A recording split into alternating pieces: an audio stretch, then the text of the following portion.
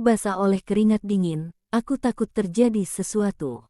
Dokter dengan sigap memeriksa perempuan itu. Memberikan dia suntikan, mungkin untuk mengurangi rasa sakit di perutnya. Sepertinya dia harus dirawat, kita harus melihat kondisinya. Sama-sama berdoa saja semoga bayi yang dia kandung bisa diselamatkan, dokter berkata dengan uraian yang gamblang. Aku terhenyak, bersandar di samping tempat tidur rumah sakit yang ada di belakangku. Aku tahu Mas Yoga akan sangat memarahiku jika perempuan itu mengalami keguguran. Tapi, apa sekarang kandungannya baik-baik saja, dokter? Mas Yoga bertanya dengan raut wajah yang begitu cemas. Untuk sekarang, semuanya masih baik. Tapi kita harus melihat kondisinya esok hari. Sekarang dia bisa tenang dengan suntikan yang diberikan tadi, dokter berupaya menenangkan Mas Yoga. Perempuan itu akhirnya dibawa ke ruang inap, setelah dokter memeriksanya. Aku hanya mengikuti dari belakang. Mas Yoga memegang erat tangan perempuan itu. Sedangkan perempuan itu terlelap tidur. Mungkin karena efek dari suntikan itu. Perempuan itu dibaringkan oleh Mas Yoga dan perawat di atas ranjang rumah sakit. Setelah memasangkan infus pada lengan perempuan itu, perawat meninggalkan ruangan inap. Sekarang hanya ada aku, perempuan itu dan juga suamiku yang duduk di samping ranjang sambil memegangi sebelah tangan perempuan itu. Awas saja jika terjadi sesuatu yang buruk pada Rindu. Aku akan bersikap sangat tegas padamu, Riana. Kilatan kemarahan terpancar jelas dari raut wajah Mas Yoga ketika mengucapkan kalimat ancaman itu padaku. Aku tidak bermaksud membuat dia celaka, Mas. Dia yang mulai duluan. Perkataannya sungguh menyinggung diriku. Aku berupaya membela diri. Aku tahu pasti ini kemauanmu, membuat Rindu menderita. Kenapa sih kamu sangat arogan sekali? Kalian sama-sama istriku, tapi sikapmu seperti orang asing yang tidak kukenali. Mas Yoga mulai menghakimiku. Lalu apa mau Mas? Aku sudah cukup sabar selama ini. Perlakuanmu yang tidak adil selama ini selalu aku maafkan. Tapi kenapa tiap kali perempuan itu yang berbuat salah selalu Mas bela? Kenapa? Aku sudah muak dengan perlakuan Mas Yoga. Selama ini Rindu selalu menjadi istri yang baik untukku, kamu yang selalu mencari gara-gara. Lama-lama aku tidak tahan lagi denganmu. Ucapan Mas Yoga seperti menamparkan diriku. Baik, aku akan pergi. Urus saja istri kesayanganmu itu. Aku membencimu, Mas. Kubanting pintu perawatan dengan keras. Aku tidak peduli perempuan itu bakalan terbangun atau tidak. Aku berlari keluar dari rumah sakit. Meninggalkan Mas Yoga yang terlihat sangat marah padaku. Aku membencinya. Sungguh, dia telah melupakan semua kenangan indah kami selama 7 tahun pernikahan kami. Aku sudah meminta maaf, bukan maksudku membuat perempuan itu celaka. Tapi Mas Yoga sepertinya tidak mau mendengarkan penjelasanku. Yang dia tahu aku bersalah.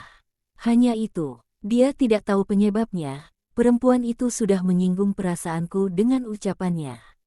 Apa aku harus selalu sabar?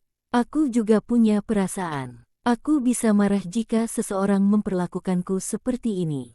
Bahkan Mas Yoga tidak berupaya untuk menahan kepergianku, dia malah tetap duduk di samping perempuan itu. Begitu besarkah rasa cintamu pada perempuan brengsek itu? Aku menyetop taksi, lalu menghempaskan diri di dalamnya. Mengatakan pada sopir alamat tujuanku, bahkan saking buru-burunya.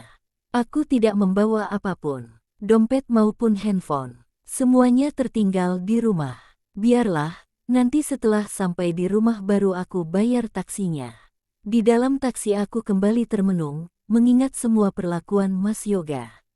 Kekhawatirannya pada perempuan itu sangat membuatku sakit hati.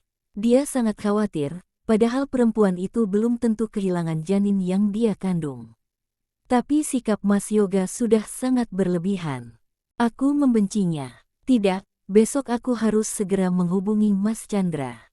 Aku akan segera mengurus surat perceraian kami. Aku sudah tidak tahan lagi. Aku tidak peduli lagi, apapun yang terjadi pada perempuan itu maupun pada Mas Yoga. Taksi berhenti tepat di depan pagar rumahku.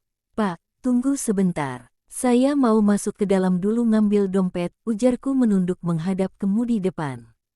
Aku sudah di luar taksi. Baik, Bu, sopir taksi membiarkan aku memasuki rumah. Pak, ini bayarannya.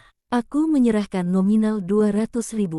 Bu, ongkosnya tidak sampai 100.000, ujarnya hendak mengembalikan selembar uang seratusan yang aku berikan tadi. Tidak apa-apa Pak, ambil saja, aku menolaknya dan segera memasuki rumah. Terima kasih banyak ya, Bu, ujarnya, kemudian melajukan taksinya menjauhi rumahku.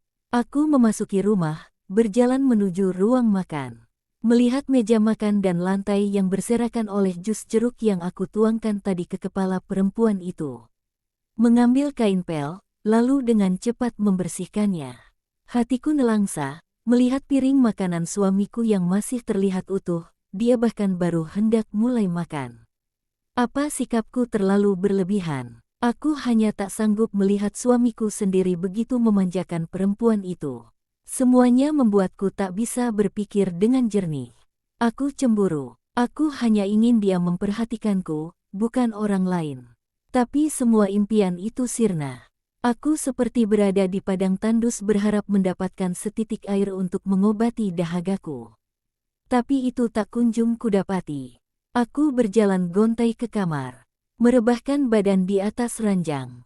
Memeluk bantal dengan isakan yang tak bisa ku kendalikan. Wajahku basah oleh air mata. Aku sedih sekali, aku tak menyangka Mas Yoga bisa segitunya memarahiku. Selalu membela perempuan itu. Aku terbangun karena mendengar suara azan subuh yang berkumandang. Segera aku bangun, membersihkan diri lalu berwudu. Setelah selesai sholat subuh, aku berjalan menuju dapur. Perutku keroncongan, sangat lapar sekali. Memeriksa kulkas, mengambil minuman kemasan. Lalu duduk di meja makan. Mengolesi roti dengan selai coklat. Lalu menikmatinya sendiri. Ah, hidup ini rasanya begitu berat. Pandanganku mengitari seisi rumah. Ada kekecewaan yang mendalam saat menyadari aku tak punya siapapun di rumah ini. Apa gunanya rumah sebesar ini jika tak ada suamiku yang bisa menemaniku? Memikirkannya membuatku sedih, mungkin sekarang dia sedang tertidur di samping perempuan itu. Atau bahkan terjaga sepanjang malam untuk menemaninya. Ah, pikiran itu seperti bom yang meledakkan rasa kecemburuan di dadaku. Setelah makan, aku duduk di ruang tamu. Menyalakan televisi. Mencoba mencari kesibukan agar semua masalah itu sedikit menghilang dari kepalaku. Entah berapa lama aku terduduk di depan televisi, aku bahkan tidak menyadari ada panggilan telepon entah dari siapa. Aku bergegas ke kamar, meraih handphone dan melihat siapa yang menelpon. Ternyata itu dari Bayu, seseorang yang aku suruh memata-matai perempuan itu.